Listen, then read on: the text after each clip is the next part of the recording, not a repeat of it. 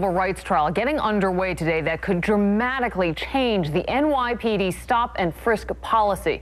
A civil liberties group claim many of the 5 million people stopped in the last decade were targeted because of their race. The overwhelming majority of those stopped are black and Hispanic. Here's investigative reporter Jim Hoffer.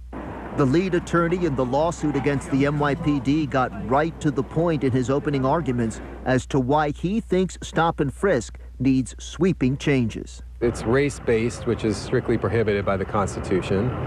It's unconstitutional because they don't actually have a reasonable basis to stop people. Among the first to testify will be police officer Adil Palenko, who told his story about quota-driven stop and frisk exclusively to Eyewitness News 3 years ago. We're stopping kids walking from school.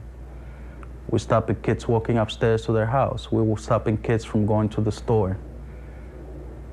Kids. Things are not going to get any better. It's going to get a lot worse. Submitted as evidence in the trial will be audio tape which Officer Palenko first brought to us.